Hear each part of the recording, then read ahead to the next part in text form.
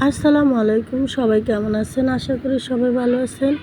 আমরাও ভালো আছি আপনাদের দোয়াতে।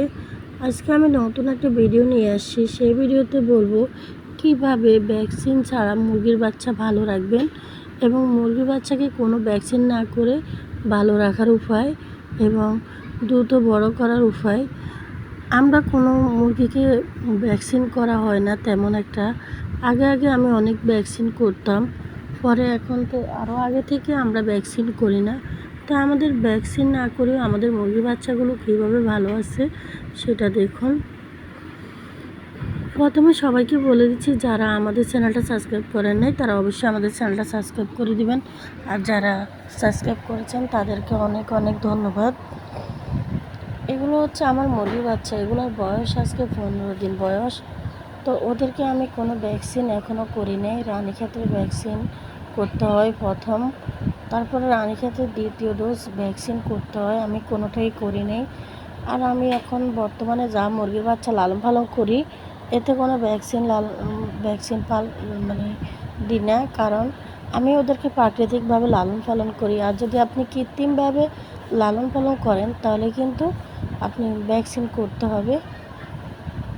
তো ওদেরকে আমি ফুটার 24 থেকে 30 ঘন্টা পর ওদেরকে আমি দিয়েছি লেবুর রস, আর দিয়েছি সাথে চিনি পানি একসাথে করে। তো ওদের আসলে হচ্ছে নাভি ইনফেকশন যদি মুরগির বাচ্চা না হয়ে থাকে তাহলে সেই মুরগির বাচ্চা দ্রুত বড় হয়ে যায় এবং সুস্থ থাকে এবং একটা মুরগির বাচ্চাও মরে না। আর আপনার নাভিজনিত সমস্যা দেখা দিলে, নাভিটা না শুকিয়ে এলে কিন্তু আপনার মুরগি কিন্তু আপনি বাঁচাতে পারবেন না। দুদিন হোক 10 দিন পর হলে মুরগির বাচ্চা মারা যাবে। আর আপনি যদি কৃত্রিমভাবে লালন পালন করেন তাহলে কিন্তু আপনি লাইসিভিট বা মাইক্রোনেট দিতে পারেন। লাইসিভিটটা ভালো একটা ওষুধ, এটা সবাই ব্যবহার করে, আর এটা বর্তমানে এখন পাওয়া যায় না, আর পাওয়া গেলে অনেক দাম। আর প্রাকৃতিকভাবে লালন পালন করলে কিন্তু আপনি এগুলো দিতে হবে না।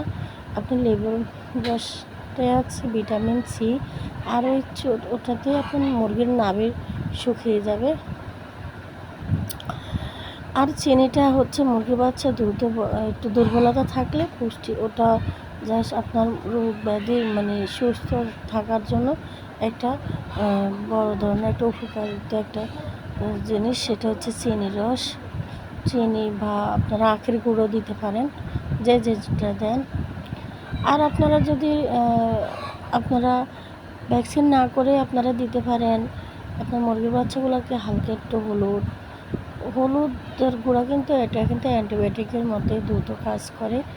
তো অ্যান্টিবায়োটিক ওষুধ দিয়ে অনেক সময় মুরগি অসুস্থ হতে পারে, আরও উল্টা রিয়াকশন করতে পারে, তখন মুরগির বাচ্চাগুলো মারা যায় ধীরে ধীরে। আর আপনি প্রাকৃতিকভাবে কিন্তু মারা যায় না। তো আপনি দিতে পারেন একটু হলুদের গুঁড়া, একদিন দিতে পারেন হলুদের গুঁড়া, আবার আপনি দিতে পারেন রসুন বাটা হালকা বাচ্চা অনুযায়ী বয়স অনুযায়ী দিতে হবে, আদা বাটা, তারপর দিতে পারেন আপনারা কালো জিরা। এটা আপনাদের ভ্যাকসিন করতে হবে না। আর যদি ভ্যাকসিন না করেন, কৃত্রিমভাবে পালন করেন, তাহলে আপনারা ভ্যাকসিন কিন্তু অবশ্যই করতে হবে। প্রথমে রানীক্ষেতের ভ্যাকসিন দিতে হবে, তারপরে দিতে হবে আপনাদের রানীক্ষেতের দ্বিতীয় ডোজ 17-18 দিন, প্রথম হচ্ছে 3 থেকে 4 দিনের ভিতরে বা 5 দিন।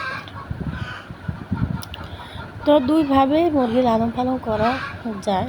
তো বর্তমানে সবাই হাঁস মুরগি লালন পালন করে, এতে সবাই উপকৃত হয় আর সবাই লাভবান হয়।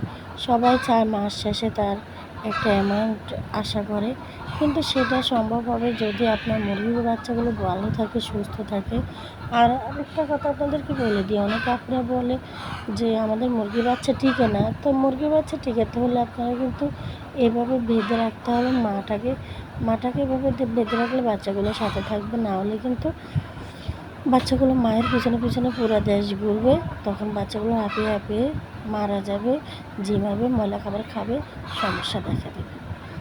সেই ক্ষেত্রে আপনারা মাটাকে এভাবে ধরে রাখতে পারেন। আর যদি আপনারা কৃত্রিমভাবে লালন পালন করেন, ইনকিউবেটরে বাচ্চা ফোটায় বা আমার সাথে মাটাকে সরাই ফেলেন, তাহলে কিন্তু আপনারা আলাদাভাবে বোর্ডিং করতে হবে, আলাদা করে এক জায়গায় রাখতে হবে, ছোটো বাচ্চা ছাড়া যাবে না। আর আমরা কিন্তু প্রাকৃতিকভাবে লালন পালন করি, যার কারণে আমরা মাকে দিয়ে বোর্ডিং করাই। বাচ্চা ফুটলে 3-4 দিন আমরা মায়ের সাথে ধরে রাখি, একদম যেখানে ফুটে সেখানে বলতে গেলে। তারপর থেকে আমরা আলাদাভাবে ঝুড়ির ভিতরে রাখি বা খাঁচার ভিতরে রাখি বা যেভাবে রাখি। তবে যেখানে রাখবেন যেন সেখানে আপনার আলো বাতাস ঢুকে। বর্তমানে গরমে কিন্তু অনেক মুরগি বাচ্চা মারা যায়, কারণ মুরগির কিন্তু তাপমাত্রা অনেক বেশি থাকে। সেক্ষেত্রে আপনারা কী করবেন, আপনারা স্যালাইন দেবেন, সাথে পানি দিবেন, এতে আপনার মুরগি বাচ্চাগুলো ভালো থাকবে, সুস্থ থাকবে। আশা করি আজকের ভিডিওটা আপনারা অনেক উপকৃত হচ্ছেন, উপকৃত হবেন। তো ভালো থাকেন, সুস্থ থাকেন। আল্লাহ হাফেজ, আসসালামু আলাইকুম।